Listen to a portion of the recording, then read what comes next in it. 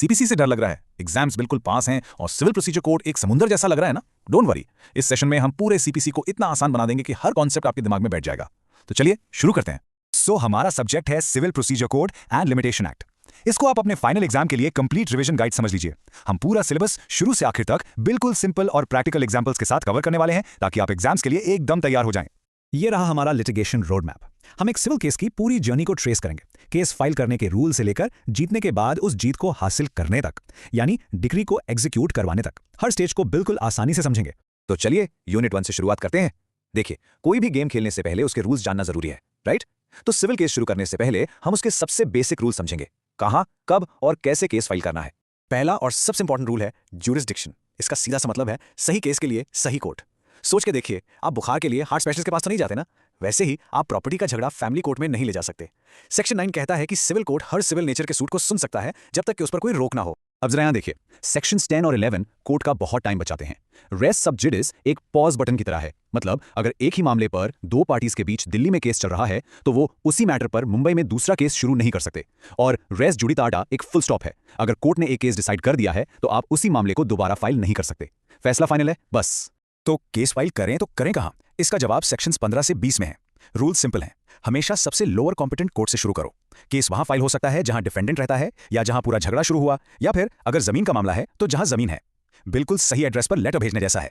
Rules तो समझ लिए, अब आती है असली कागजी कार्रवाई। चलिए यूनिट 2 पर हम बात करेंगे प्लीडिंग्स की। ये वो डॉक्यूमेंट्स हैं जो किसी भी सिविल सूट की नींव होते हैं।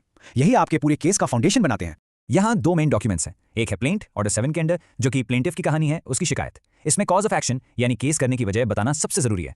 दूसरा है रिटन स्टेटमेंट ऑर्डर 8 के अंडर, जो डिफेंडेंट का जवाब है। इसमें हर आरोप का पॉइंट बाय पॉइंट जवाब देना होता है। एक कहानी शुरू करता है तो दूसरा उसका जवाब देता है। कोर्ट में तारीख पर हाजिर होना बहुत जरूरी है। ऑर्डर 9 साफ कहता है कि अगर प्लेंटिफ यानी केस करने वाला नहीं आता तो सूट डिसमिस हो जाएगा, और अगर डिफेंडेंट नहीं आता तो कोर्ट उसके बिना ही सुनवाई करके एक्स पार्टी डिक्री यानी एक तरफा फैसला सुना सकती है। तो आने वाली बात यह है, कोर्ट में हाजिर होना ही पड़ेगा। ये एक बहुत पावरफुल टूल है। सीपीसी में एक नो सरप्राइजेस का रूल चलता है। ऑर्डर 11 के जरिए आप ट्रायल से पहले ही दूसरी पार्टी को मजबूर कर सकते हैं कि वो अपने जरूरी डॉक्यूमेंट्स दिखाएं। आप उनसे इंटरोगेटरीज यानी लिखित सवाल भी पूछ सकते हैं। इससे आपको अपनी केस स्ट्रैटेजी बनाने में बहुत मदद मिलती है। ओके, अब हम यूनिट 3 में आ गए हैं, जहां कोर्ट डिसीजन लेना शुरू करता है। ये डिसीजंस केस के दौरान टेम्पररी यानी इंटरिम भी हो सकते हैं और आखिर में फाइनल भी हो सकते हैं। जजमेंट और डिक्री में क्या फर्क है? ऐसे समझिए, जजमेंट है द व्हाई, ये जज का पूरा रीजनिंग है कि उन्होंने ये फैसला क्यों दिया, उसकी पूरी कहानी। जबकि डिक्री है द व्हाट, ये उस फैसले का फाइनल वन लाइन रिजल्ट है जिसको आप एनफोर्स करवा सकते हैं। तो जजमेंट कहानी है और डिक्री उसकी हेडलाइन। ये टेम्पररी इंजंक्शन या स्टे ऑर्डर क्या होता है? चलिए एक एग्जांपल लेते हैं। मान लीजिए दो भाइयों में एक घर को लेकर केस चल रहा है। कोर्ट ऑर्डर 39 के तहत इंजंक्शन देकर दोनों को रोक सकता है कि जब तक केस फाइनल ना हो कोई भी उस घर को नहीं बेचेगा। इससे कोर्ट स्टेटस को मेंटेन करती है। देखिए, हर मामले में आखिरी दम तक लड़ना जरूरी नहीं होता। ऑर्डर 23 पार्टीज को आपस में सुलह करके केस खत्म करने का मौका देता है।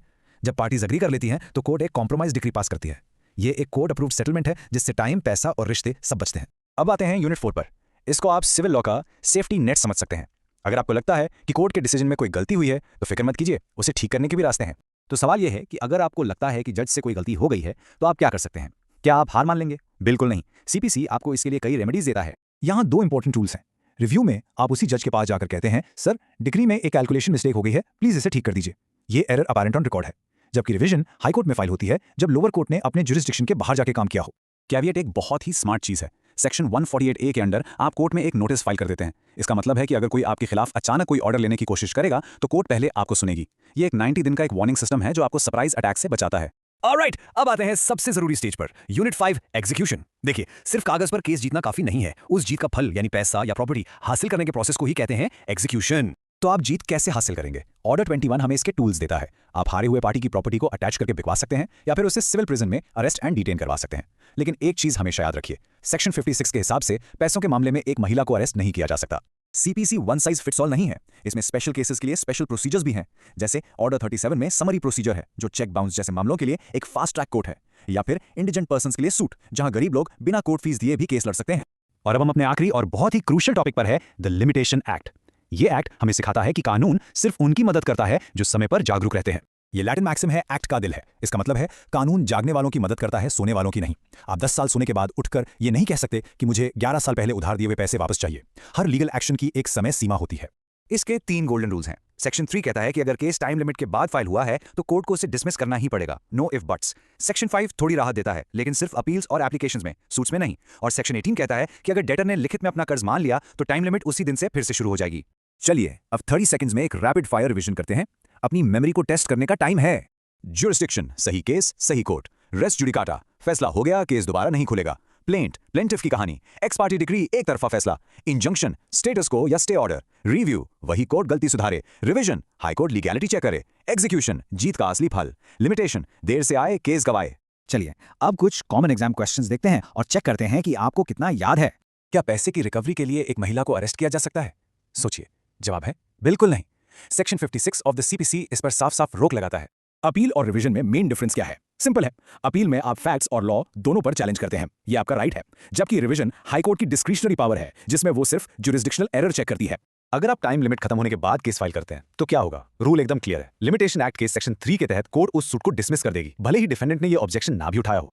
तो ये था हमारा सीपीसी और लिमिटेशन एक्ट का कंप्लीट रोड मैप। आपने इसे मास्टर कर लिया है। अब पूरे कॉन्फिडेंस के साथ जाइए और अपना एग्जाम भोर दीजिए। All the very best. ऐसे ही इंफॉर्मेटिव वीडियोस देखने के लिए LLB स्टूडेंट अड्डा को सब्सक्राइब करें एंड फॉलो करें। If you want any new topic, comment below.